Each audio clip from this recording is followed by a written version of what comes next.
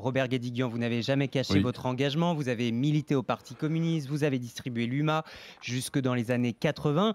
Autrement dit, jusqu'à la fin du programme commun, en fait, jusqu'à la fin de cette oui, alliance des gauches. Et 40 ans plus tard, bah voilà que Jean-Luc Mélenchon réussit à recréer cette union. Le programme commun de la NUPES vient d'être présenté.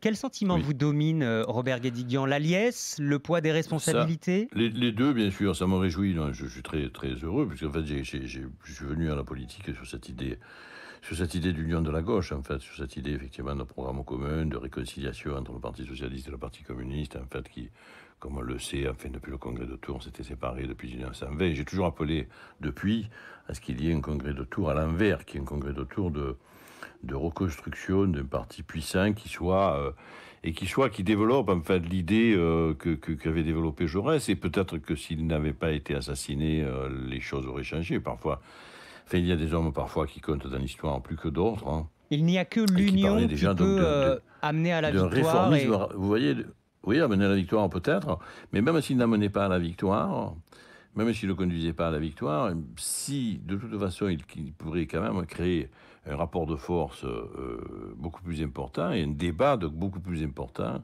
et surtout un débat sur d'autres sujets que ceux dont on nous rabat les oreilles en permanence et qui ne sont pas des sujets essentiels. C'est-à-dire qu'on va revenir à un vrai débat sur des visions de société qui sont différentes, des visions plus ou moins, on va dire, capitalistes, plus ou moins socialistes, plus ou moins libérales, plus ou moins administrées, Mais etc., etc. des débats, Donc, Robert Guédiguian, il en a fallu quand même entre les écologistes, les socialistes, les oui, communistes, les insoumis. Aujourd'hui, Jean-Luc Mélenchon dit que dans le programme, finalement, tout ça, ce sont des nuances.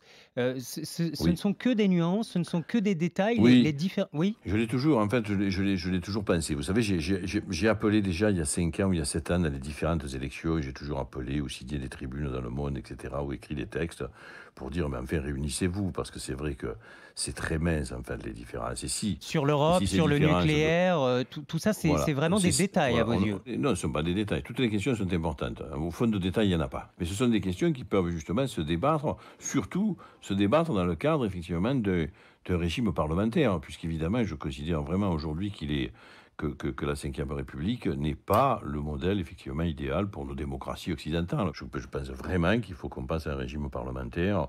Vous parliez de vos Voilà. tribunes, Robert Guédiguian. Je me Oui, souviens d'une de vos tribunes où vous dites-moi. écriviez ne bouffonnez pas aux dirigeants de la gauche, Oui, autrement dit à Yannick oui, Jadot, Fabien Roussel, Anne Hidalgo. oui. Ils ont bouffonné pendant la présidentielle à ne pas vouloir Je s'allier à Jean-Luc trouve, Mélenchon. dans ma position, dans l'endroit d'où je parle, je suis obligé effectivement de dire à ceux qui nous dirigent, qui sont forcément un peu plus responsables que les simples militants ou que les électeurs, de leur dire effectivement, ne bouffonnez pas. J'utilisais Mm. cette expression un peu marseillaise pour effectivement avoir une accroche aussi sur Qui cet vous article, une accroche caractérise évidemment, Robert un Guédiguian. peu drôle.